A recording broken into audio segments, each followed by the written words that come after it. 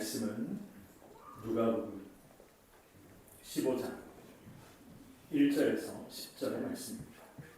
신약성경 121면에 있습니다.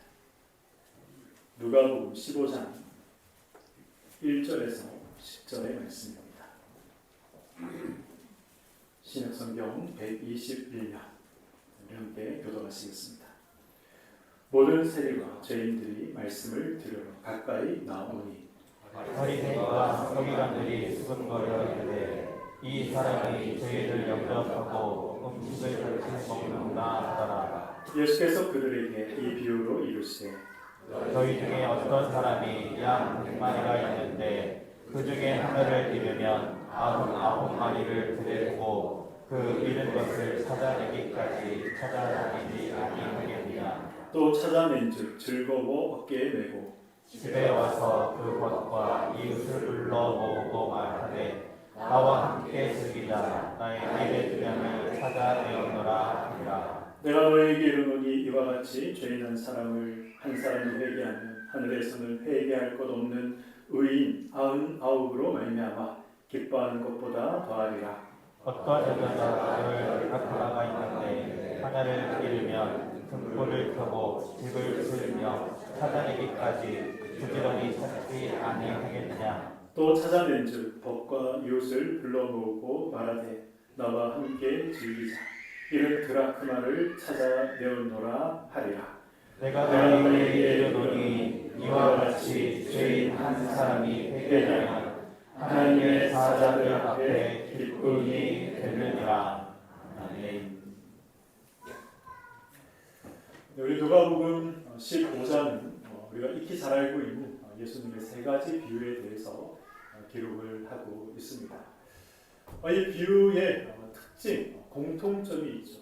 잃어버렸다는 것입니다. 양을 잃어버렸고 드라크마라는 돈을 잃어버렸고 그리고 아들을 잃어버렸다라는 그런 이제 공통적인 특징이 있습니다.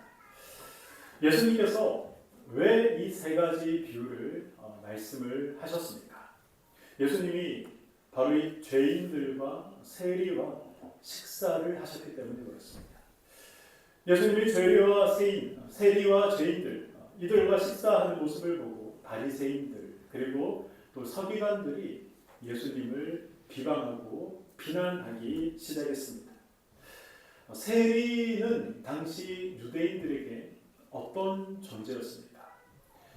세리는 사실 매국노와 같은 존재였습니다. 이 세리장이 되기 위해서 당시 로마의 식민 지배하에 있었지 않습니까? 당시 이제 세리장이 되기 위해서는 입찰 비슷한 것을 합니다. 만약에 우리가 있는 이 용산 지역에 내가 세리장이 되고 싶다라고 하면 로마에다가 이제 내가 이 용산 지역에서 이 정도의 세금을 내가 걷어보겠습니다. 그렇게 세리장이 되고 싶은 사람들이 로마에다가 입찰을 하는 거죠. 그럼 로마는 어떻게 하겠습니까? 가장 높은 세금을 징수하겠다라고 써낸 사람을 세리장으로 세우는 것입니다. 그런데 그 세금이라는 것이 누구 돈에서 누구 주머니에서 나오는 것입니까? 같은 민족인 유대인들에게 나오는 것입니다. 같은 민족의 고혈을 뽑아내서 로마인의 배를 채워줬던 것입니다. 그런데 이 세금만 거는 것이 아니라 세리장은 자기 배도 채워야 되는데 로마에게 내가 이 정도 세금을 드리겠습니다 라고 한 것보다 더 많은 세금을 거두어 드렸습니다. 그 일을 함께 도왔던 사람들이 세리고 그 중에 우두머리가 세리장이었죠. 그래서 이 유대인들 입장에서는 세리장 이런 사람들은 이 매국노와 같은 그런 사람들이었습니다. 당연히 좋은 시선으로 보기가 어려운 것이죠. 오늘 본문 1절에 보시면 세리가 등장을 하고 그리고 죄인들이 등장을 합니다. 본문 1절에 기록된 죄인은 누구를 말하는 것입니까? 성경에서 이런 죄를 범한 죄인들이다. 이렇게 기록된 내용들이 없습니다. 그렇기 때문에 성경이 말씀하는 죄인들, 죄인의 부류로 묶여있는 자들, 이런 자들을 우리가 알기 위해서는 당시 유대인들이 세리와 함께 또 어떤 사람들을 죄인 취급했는가라는 것을 우리가 좀 살펴볼 필요가 있습니다. 당시 유대 사회에서 이제 폭력, 도적질, 사기, 지금도 우리가 이런 사람들을 죄인 취급하죠. 죄인이죠. 이 사람들을 죄인의 부류에 넣었습니다. 그리고 또 한 가지는 안식일과 율법을 어기는 사람들. 당연히 하나님의 말씀을 어기기 때문에 이 바리새인들 입장에서는 이들이 당연히 죄인의 부류에 묶여 있어야 했습니다. 또한 신체를 만지는 직업을 가진 사람들, 장의사, 그리고 이 도살업자, 이런 사람들도 성경에 기록된 부정한 것을 만지는 사람들이기 때문에 죄인들이었습니다. 그리고 부정한 동물을 기르는 사람들도 죄인 취급했죠. 돼지를 치는 자, 이런 자들도 이 유대인들, 바리새인들은 죄인의 부류로 그들을 묶었습니다. 이 직업 특성상 이 정결 규례를 지키기 어려운 사람들이죠. 그런데 이 바리새인들이 그들까지 다 묶어서 죄인이다라고 말하고 있는 것입니다. 복음서 곳곳을 보시면 창녀와 세리들이 묶여서 나올 때가 굉장히 많이 있습니다. 그래서 이 세리는 앞서 말씀드린 것 같이 죄인의 부류에 당연히 들어갔고, 그와 동등하게 창녀들도 아주 유대인들이 싫어했던 죄인의 부류에 들어갔습니다.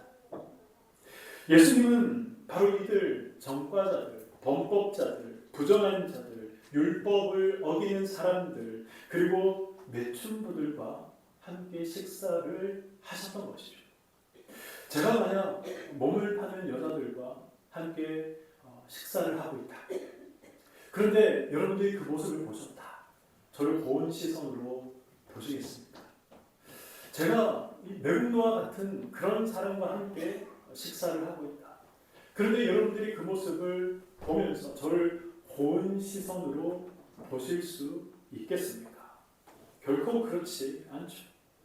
삐딱한 시선으로 볼 것이고 잡아먹을 듯한 시선으로 볼 것입니다. 지금도 그런데 예수님 당시 이 유대 사회는 말할 것도 없는 것이죠. 당시 식사를 함께 한다라는 것은 단순히 그냥 밥 함께 하는 그 정도의 의미가 아니었습니다. 이것은 친밀함의 의미였고, 그리고 연대와 소속감의 의미였습니다. 쉽게 말하면 너와 나는 같은 사람이다, 같은 부류다, 같은 라인이다 라는 것입니다. 우리는 한편이다 라는 것을 이 식사함을 통해서 드러냈던 것이죠. 그래서 함께 식사를 한다라는 것은 이런 상징적인 의미가 포함되어 있었던 것입니다. 그러므로 이 바리새인과 서기관들이 예수님이 죄인들과 함께 식사하는 모습을 보면서 곱게 볼 리가 없던 것이죠. 예수님의 모습은 나는 이들과 같은 사람이다. 나는 이들과 한편에 서 있는 사람이다. 이렇게 바리새인들의 눈에는 비칠 수밖에 없었던 것이죠. 부정함이 오염될 수 있는 그런 행위로 여겨질 수 있었던 것입니다. 세리와 죄인들과 식사하면 비난받을 것이다 라는 사실 예수님이 모르셨겠습니까? 예수님은 어릴 때부터 유대에 태어나서 자라고 유대의 모든 관습과 풍습과 사람들의 일반적인 시선을 다 알고 계셨습니다. 그럼에도 불구하고 예수님께서 죄인들과 함께 식사를 하셨던 것입니다. 그렇게 식사를 함께 하신 이유에 대해서 예수님이 말씀하시기 위해서 바로 이 누가복음 15장에 기록된 잃어버린 양에 대한 비유, 그리고 드라크마 비유, 그리고 이 탕자의 비유를 예수님께서 차례차례 말씀하신 것입니다. 이 세 비유의 중심에는 두 가지 큰 축이 있습니다. 핵심이 있습니다. 하나는 하나님의 일방적인 은혜라는 것이죠. 이런 드라크마를 찾는 것, 이런 양을 찾는 것, 포기하지 않고 찾는 것, 그것은 주인의 일방적인 은혜였습니다. 동일하게 하나님께서 우리를 일방적으로 찾아내시고 이 자리에 세우신 것이죠. 그래서 우리가 다 하나님의 은혜입니다라고 고백하는 것 아니겠습니까? 또 하나는 신자의 책임을 말씀하고 있습니다.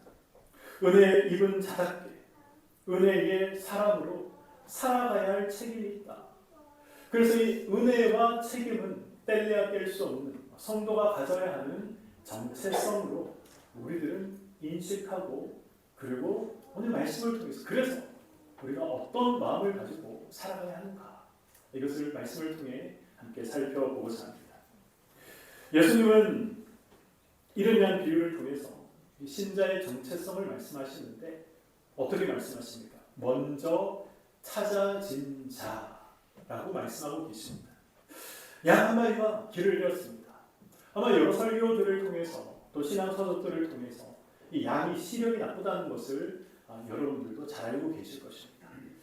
인간의 시력으로 환산하면 양의 시력이 한 0.1 정도 된다고 합니다. 0.1.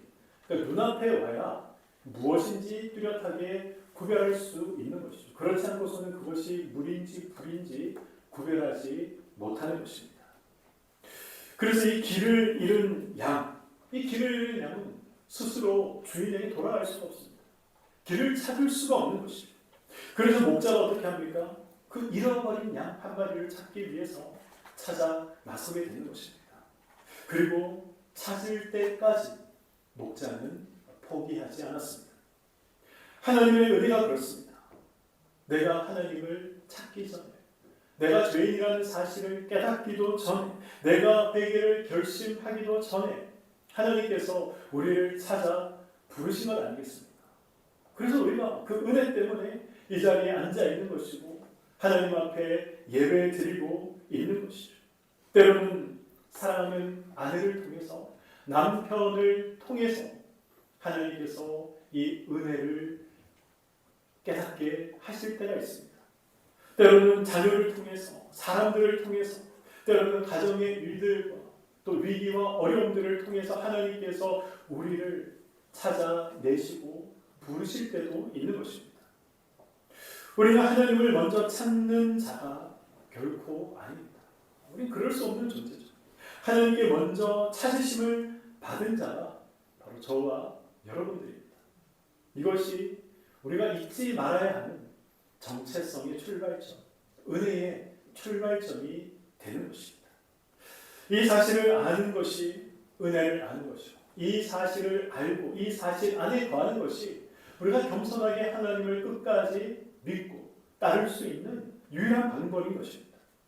그래서 우리에게 특권 한 가지가 생겼습니다. 우리가 가지고 있는 특권이 무엇입니까?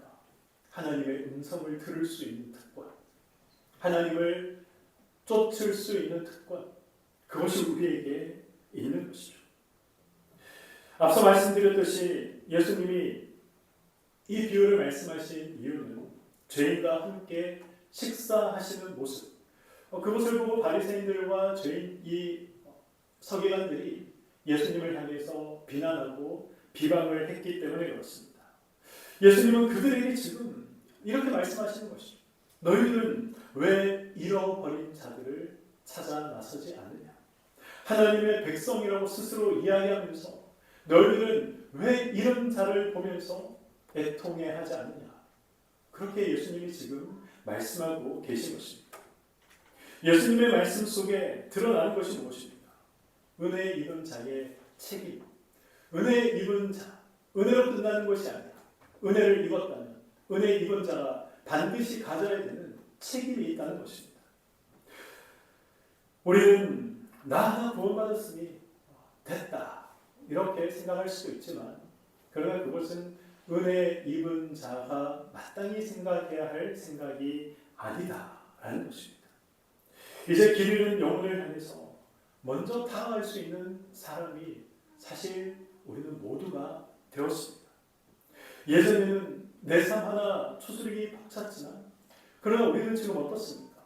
어려움에 있는 성도들을 위해서 아픔 중에 있는 성도들을 위해서 기도할 수 있는 존재가 되었지 않습니까?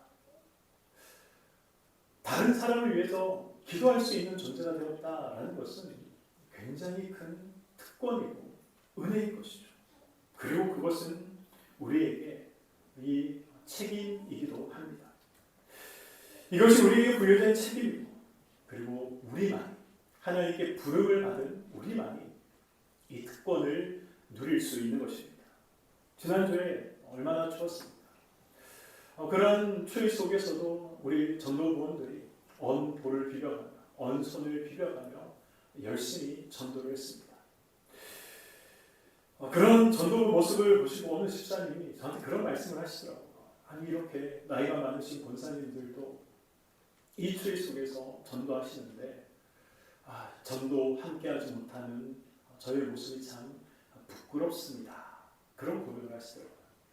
그런데 제가 알기로는 그 집사님은 친구를 만나면, 믿지 않는 그런 사람들을 만나면 예수를 전하시는 겁니다. 결코 부끄러워할 필요가 전혀 없는 분이시죠.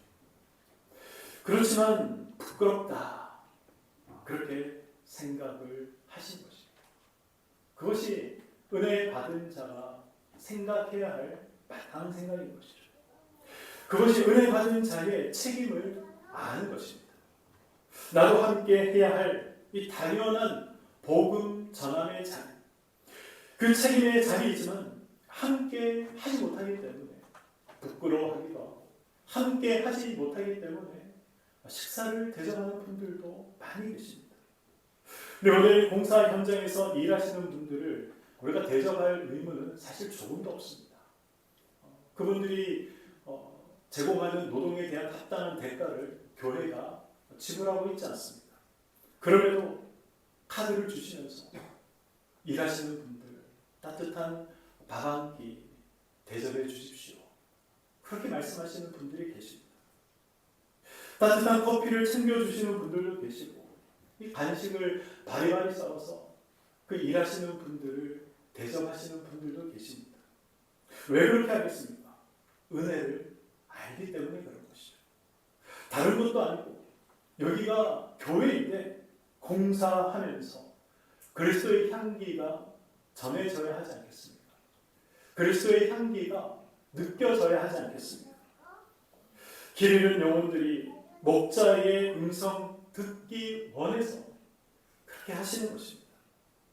이것은 우리만 할 수 있는 특권이죠. 우리만 할 수 있는 특권이고 해야 하는 책임인 것입니다. 예수님은 드라크마 비유를 통해서 신자의 정체성을 또 한 가지 말씀하십니다. 무엇이라고 말씀하십니까? 포기되지 않는 존재로 예수님께서 말씀하고 계십니다. 본문 8절의 말씀입니다. 어떤 여자가 10 드라크마가 있는데 하나를 잃으면 등불을 켜고 집을 쓸며 찾아내기까지 부지런히 찾지 아니하겠느냐. 어느 여인이 10 드라크마가 있었는데 한 드라크마를 잃어버렸습니다. 그 여인이 어떻게 합니까? 등불을 켜고 집을 쓸어가면서 찾아내기까지 부지런히 찾았다라고 성경은 말씀하고 있습니다. 찾다가 못 찾으면 어쩔 수 없지, 안 되면 어쩔 수 없지, 그것이 아니라 찾아내기까지, 끝까지 포기하지 않고 찾아냈다라는 것입니다. 하나님의 은혜가 그런 것입니다. 우리가, 저와 여러분들이 수없이 넘어지지 않습니까? 우리가 수없이 죄를 범하며 살아가지 않습니까? 그래서 스스로의 모습을 생각할 때도 참 이런 내가 부재불능이구나, 스스로 생각해도 자신이 싫어지는 경우가 있지 않습니까? 그런데 하나님은 저와 여러분을 포기하지 않으십니다. 다시 부르시고 다시 깨우시고 다시 일으키시는 것입니다. 저와 여러분은 있어도 되고 없어도 되는 그런 존재가 아닙니다. 저와 여러분은 하나님께서 끝까지 포기하지 않고 찾아내신 그 한 드라크마, 그 한 사람이 바로 저와 여러분인 것이죠. 하나님이 반드시 찾아내신 드라크마, 포기하지 않는 존재, 그것이 우리고, 그래서 우리는 하나님의 은혜다, 라고 이야기하는 것입니다. 다람쥐 쳇바퀴 도는 듯한 인생에 이런 나의 인생에 무슨 의미가 있는가? 하는 일마다 잘 되지 않고 지금 앞이 보이지 않는데 나는 이 땅에 왜 태어났을까? 나는 내 인생에 무슨 의미가 있을까?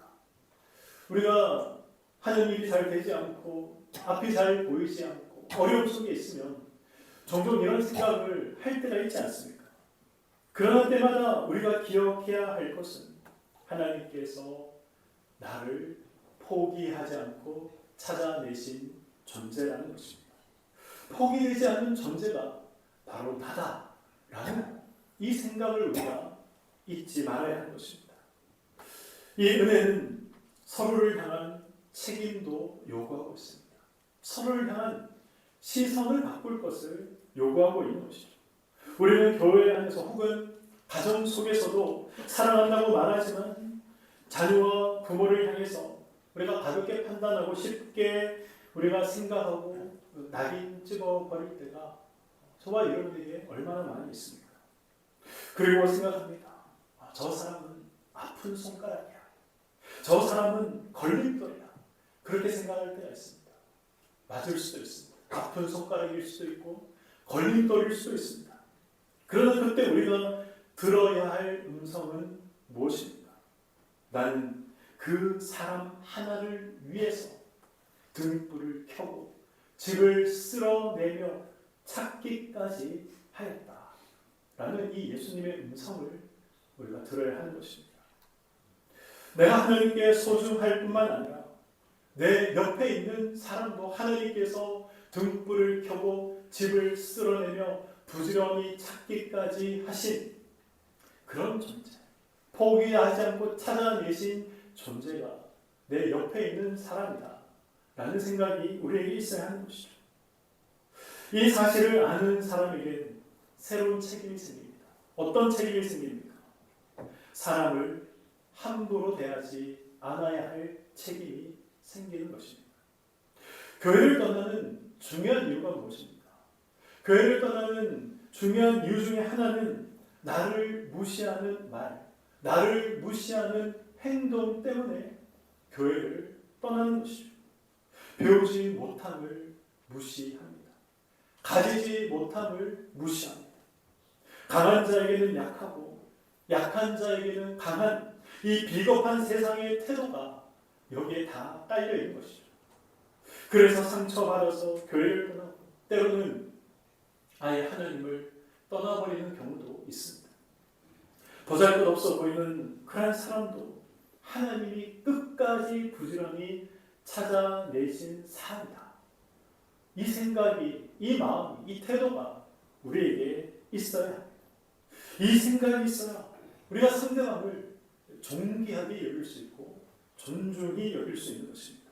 만약 그렇지 못하여 상대방을 보잘것없는 존재로 우리가 여기고 무시하면 우리는 마태복음 18장에 기록된 예수님의 말씀을 두렵고 떨리는 마음으로 기억하셔야 됩니다. 마태복음 18장 6절의 말씀 한 목소리로 함께 읽도록 하겠습니다. 시작. 누구든지 나를 믿는 이 자신과 종 하나를 실족하게 하면 차라리 여자 맷돌이 그 목에 달려서 깊은 바다에 빠뜨려지는 것이 나으리라. 아멘. 예수님이 지금 말씀하시는 작은 자는 어떤 자를 말씀합니까? 작은 자. 어린아이를 말하는 것이 아닙니다. 세상적으로 교회 안에서 연약하고 보잘것없는 그런 사람. 믿음 생활을 이제 막 시작한, 신앙의 걸음마를 이제 막 시작한 성도, 믿음이 연약한 성도, 그런 자들을 향해 예수님은 작은 자다라고 말씀하시죠. 이런 자들을 실족해 한다면 차라리 연자 맷돌을 메고 바다에 빠지는 편이 더 낫다. 예수님이 굉장히 무지막지한 말씀을 하고 계십니다. 연자 맷돌을 메고 바다에 빠진다. 무슨 말입니까? 다시는 바다 속에서 올라오지 말라는 것입니다. 예수님이 왜 이런 끔찍한 말씀을 하십니까? 연약한 믿음을 가진 작은 자 하나를 무너뜨리는 그 죄가 내가 생각하는 것보다 상상 이상으로 훨씬 큰 죄다라는 것을 말씀하고 계신 것입니다. 차라리 끔찍한 죽음을 당하는 편이 그 후에 심판을 받는 것보다 더 낫다라는 차원에서 예수님께서 이렇게 말씀하고 계시는 것이죠. 세상은 힘 있는 사람, 어떤 성과가 있는 사람, 그러한 사람을 귀하게 여기지만 교회는 은혜의 눈으로 사람을 봐야 하는 것입니다. 내가 똑똑하면 얼마나 똑똑하겠습니까? 여러분이 똑똑하면 얼마나 똑똑하시겠습니까? 여러분이 가진 것이 있다면 얼마나 많이 가지셨습니까? 여러분이 많이 배우셨다면 얼마나 많이 배우셨습니까? 다 조적지혈이고 녹인 계비입니다. 하나님 앞에서는 다 아무것도 아닌 것이죠. 하나님은 예수님은 지금 저와 여러분을 포기되지 않은 존재다라고 말씀하고 계십니다. 그리고 내 옆에 있는 저 지체도 포기하지 않은 존재로 하나님께서 지금 여기고 계신다라는 사실을 기억하시기 바랍니다. 그리고 지금 나와 함께하는 이들, 우리가 이런 마음이 있어요. 나와 함께하는 이들을 우리가 존귀하게 여길 수 있는 것이고 그 책임을 감당할 수 있는 것입니다. 세 번째 비유는 이 자유와 책임 시리즈를 시작하면서 제가 한번 말씀드렸죠. 탕자의 비유. 탕자의 비유가 알려져 있지만 사실은 두 아들과 아버지에 대한 그러한 이야기입니다.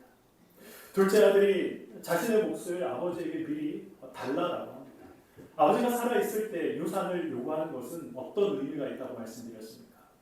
나는 이제 아버지를 죽은 사람으로 여기겠습니다. 폐륜적인 의미가 담겨 있는 것이죠. 그런데 아버지는 이 아들의 요구를 들어줍니다. 그리고 둘째는 먼 나라에 가서 허랑방탕하게 살면서 가지고 있는 모든 것들을 다 탕진해버리죠. 그리고 살기 위해서 어떻게 합니까? 유대인으로서는 도저히 상상하기 힘든 돼지 치는 일, 돼지와 함께 먹고 자는 그런 일을 하게 되었던 것입니다. 그리고 그때 비로소 깨닫게 되는 것이죠. 내 아버지 집에는 양식이 풍족한 품꾼들이 얼마나 많은가. 다시 아버지께로 돌아가자.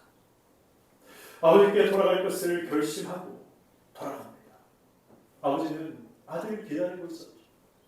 동네가 멀리서 걸어오고 있는 아들을 아버지가 발견하게 되고 나가서 부둥켜 안고 새 옷을 입히고 가락지를 끼우고 새 신발을 씌우고 송아지를 잡아서 잔치를 베풀게 됩니다. 이것이 의미하는 것이 무엇입니까?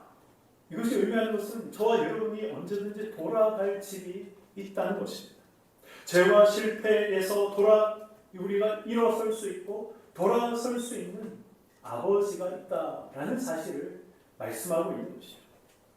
우리는 죄를 짓지 않는 완벽한 존재가 아닙니다. 저도 여러분도 하나님 앞에 서는 그날까지 무수히 많은 죄를 지을 것입니다. 우리는 완벽하지 않습니다. 그러나 우리는 어떤 존재입니까? 죄에서 돌이킬 수 있는 존재. 돌아서서 하나님께 걸어갈 때 그 길이 열려있는 존재가 저와 여러분들인 것이죠. 그러나 여기에는 분명한 책임이 있습니다. 아버지가 기다리고 계시고 문을 열어두고 있었던 것처럼 일어나 가는 책임, 그 책임이 저와 여러분에게 있는 것입니다.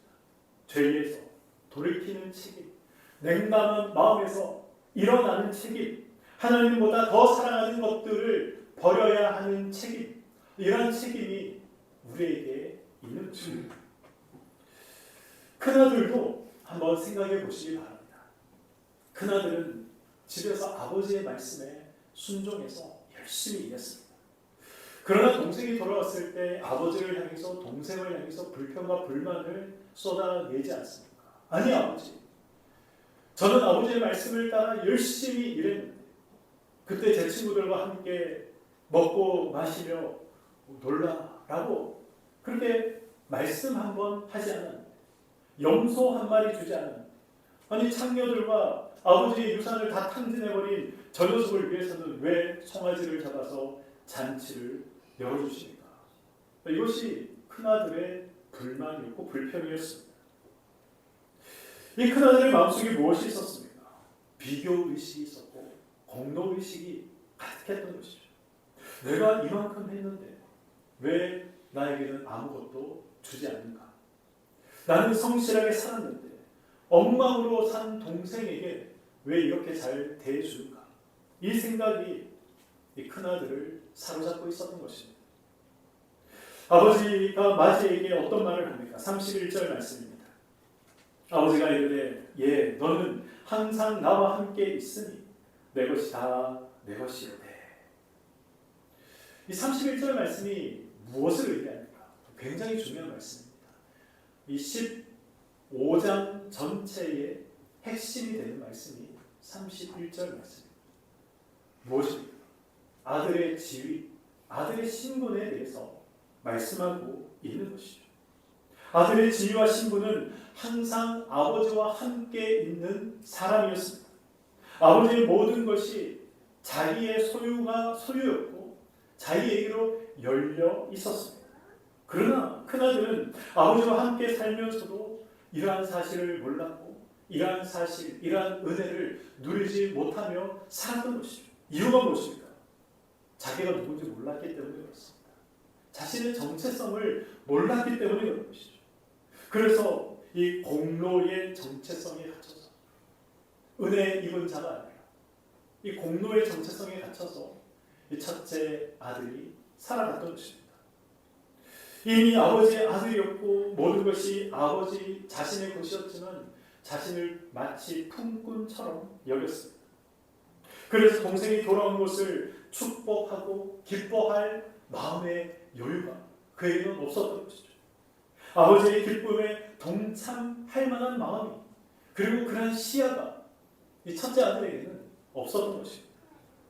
오늘 우리의 모습은 어떻습니까? 의외로 이 첫째 아들과 같은 생각과 마음을 가지고 신앙생활하는 성도들이 굉장히 많이 있습니다. 교회 안에 있으면서 예배를 드리면서 사역을 하면서 혹시 내가 이 큰아들과 같은 마음으로 신앙생활을 하고 있지는 않은가 돌아보시기 바랍니다. 나는 이렇게 오래 섬겼는데 왜 나는 인정해 주지 않는가? 내가 이렇게 열심히 섬겼는데 왜 이제 신앙생활하는 저 사람만 더 인정해 주는가? 왜 사람들이 저 사람만 더 칭찬하는가? 이런 마음은 다 첫째 아들의 마음입니다. 이것은 모두 은혜의 정체성을 잃어버릴 때 함께 잃어버리게 되는 신자의 책임이기도 하는 것이죠. 아버지는 큰아들을 은혜의 정체성으로 부르고 계십니다.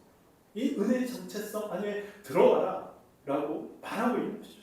그리고 그에게 책임을 주십니다. 어떤 책임을 주십니까? 아버지의 마음을 배울 책임을 주는 것입니다. 공로와 비교의 자리에서 은혜와 형제 사랑의 자리로 옮겨갈 책임을 첫째 아들에게 말하고 있는 것입니다. 그리고 이 책임은 오늘 저와 여러분들에게 동일하게 요구되고 있는 책임입니다. 오늘 나에게 이 책임이 있는가? 이 책임을 내가 의식하며 감당하며 살아가고 있는가? 신앙생활하고 있는가? 반드시 점검하셔야 되는 부분입니다. 오늘 말씀을 맺도록 하겠습니다. 누가복음 15장. 이 세 가지 비유가 말씀하는 것은 우리는 스스로 하나님을 찾는 존재가 아니라는 것이고, 그래서 하나님께서 우리를 찾아내시고 하나님께서 은혜를 주셨다는 것입니다. 우리는 다 은혜 받은 자들입니다. 하나님께서 끝까지 포기하지 않으시는 소중한 존재라는 사실을 말씀하고 있는 것이죠. 이 은혜를 아는 자는 어떤 책임이 있는 것입니까? 자신을 존귀하게 여길 줄 아는 책임, 그리고 함께 신앙생활하고 있는 옆에 있는 지체를 존귀하게 여길 줄 아는 책임, 그리고 영혼에게 먼저 다가갈 수 있는 그 책임이 우리에게 있는 것입니다. 탕자의 비유에서처럼 우리는 언제든지 돌이킬 수 있고 돌아갈 수 있는 집이 있습니다. 아버지의 품이 있습니다. 다시 시작할 수 있는 기회를 가지고 있는 그런 은혜 받은 사람들입니다. 그러나 그 은혜를 누리기 위해서 우리 마음을 돌이켜야 한다는 사실을 잊지 말아야 됩니다. 그 은혜를 우리가 누리기 위해서는 돌이킴의 책임이, 아버지에게 돌아가야 할 책임이 우리에게 있다는 사실을 잊지 마시기 바랍니다. 오늘 말씀을 통해 하나님의 은혜에 합당한 책임을 감당하며 살아가는 저와 여러분의 삶이 되기를 소망합니다.